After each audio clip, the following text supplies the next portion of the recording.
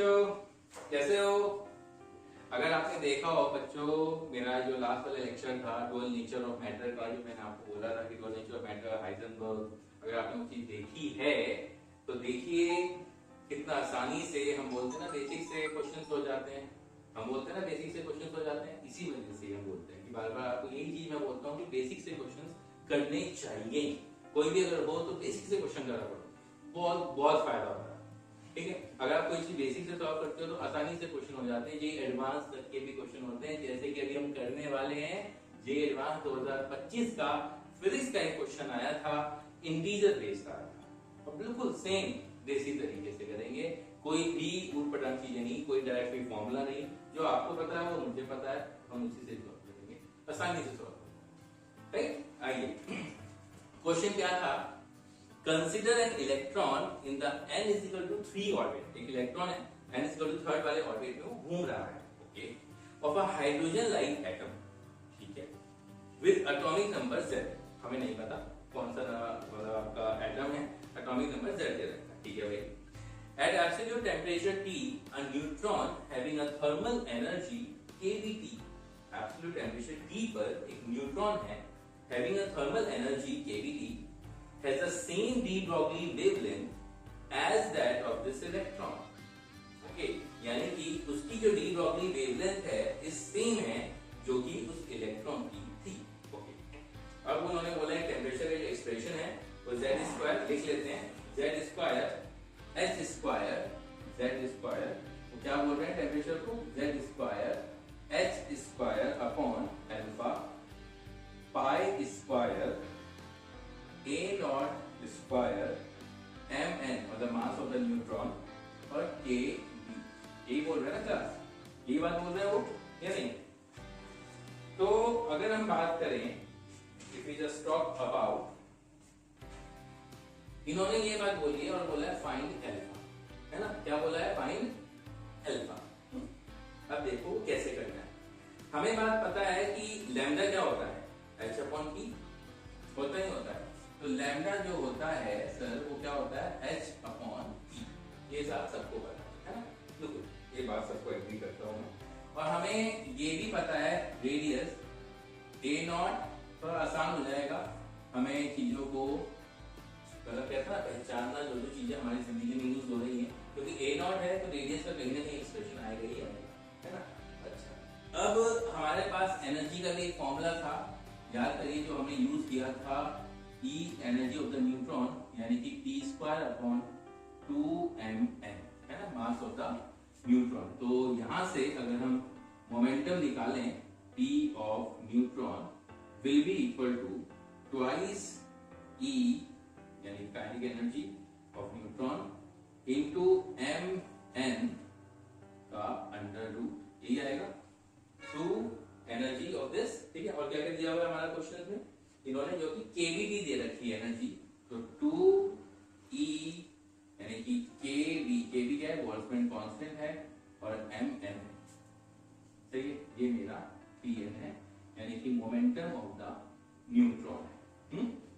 ये एनर्जी में रिलेशनशिप हमें बताइए, और द नॉन रिलेटिविस्टिक पार्टिकल्स के लिए हमारी जो एनर्जी का है वो हमारा ये एक्सप्रेशन हम यूज करते हैं, energy is equal to p square upon 2mn, तो pn आपका आ जाएगा is equal to this under root 2 kBT into m into n। Okay, अब जिंदगी बड़ी आसान है क्योंकि हमारा जो लैम्डा ऑफ इलेक्ट्रॉन है वो भी हम क्या यूज कर रहे हैं, h अपॉन e, यही है ना, lambda of electron is equal to h upon e।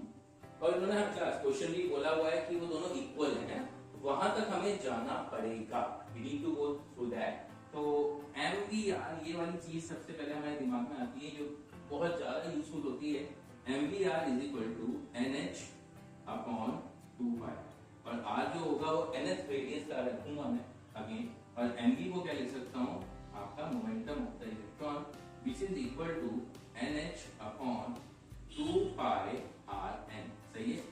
तो NH अपॉन 2 पाई Rn की वैल्यू कितनी है, a naught n square by z, ठीक है।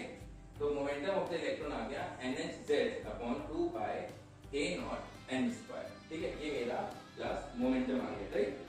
मेरे ख्याल से आंसर बिल्कुल सही है, NH, ठीक है, 2 by A naught N square. Clear? तो N से N उठ गया गुरु जी, तो it will be H Z upon 2 by A naught N। ये मेरा मोमेंटम ऑफ इलेक्ट्रॉन बन गया, ठीक है, मोमेंटम ऑफ इलेक्ट्रॉन बन गया। अब उन्होंने क्वेश्चन में क्या बोला था सर, यानी कि हमें लैम्डा भी चाहिए, तो लैम्डा मोमेंटम ऑफ इलेक्ट्रॉन आया, तो यहाँ से अगर हम बात करें लैम्डा ऑफ इलेक्ट्रॉन भी निकाल सकते हैं, H अपॉन PE यानी कि HZ upon 2 by A naught N। H से H कर गया तो it will be 2 by A naught N upon Z। आपको ऐसा लगेगा कि हम बिल्कुल अलग रास्ते पे होंगे, बट सही बताऊं बिल्कुल वो है patience while you are solving for the advance question, ठीक है। जब आप एडवांस क्वेश्चन कर रहे हो, है पेशेंस इन योर माइंड कि हाँ, और कॉन्फिडेंस कि आपसे सॉल्व होगा, क्योंकि आप एक कॉन्सेप्ट ठीक है, ठीक है। तो लैम्डा आपका आ गया, लैम्डा ऑफ इलेक्ट्रॉन भी आपको पता चल गया है, और आपको अच्छी चीज बच्चों ये पता लग गई है, तो Pn is equal to under root 2 kBT है, ठीक है। अच्छा, अब और क्या बात कर सकते हैं, अब एनर्जी का इन्होंने हमें मोमेंटम भी पता लग गया है, momentum of the neutron. Again we can use तो लैम्डा ऑफ, क्योंकि हमारी डी डब्ल्यू है फॉर एनी मैटर के लिए एप्लीकेबल हो पाती है, तो lambda n is equal to h upon Pn, D होगा तो h अपॉन Pn, Pn कितना है 2 kBT m यानी कि मास ऑफ न्यूट्रॉन, ये लैम्डा n है। और अच्छी चीज ये दी हुई है कि लैम्डा n और लैम्डा e दोनों बराबर दिए हैं, जैसे कि क्वेश्चन में मेंशन उन्होंने खुद से किया। तो लैम्डा n और लैम्डा e को मैं बराबर कर देता हूं, तो h upon under root 2 kBT m n should be equal to 2 pi a naught n upon z। सही है क्लास? अब यहां से मेरे ख्याल से जिंदगी बड़ी आसान है, क्योंकि हमें ये एक्सप्रेशन लेके आना है ना, we need to drink out this equation, right. तो अब एक काम करें क्या, क्योंकि h भी है और आपके दिख रहा है, आपके मुंह में पानी आ गया होगा सर, अब हम आंसर करीब से दिख रहे हैं, थोड़ी थोड़ी फीलिंग आ रही है सर, है ना। तो स्क्वायरिंग बोथ साइड कर देता हूं, तो स्क्वायरिंग बोथ साइड करके h square upon 2 kBT mn should be equal to 4 pi square a naught square n square upon z square।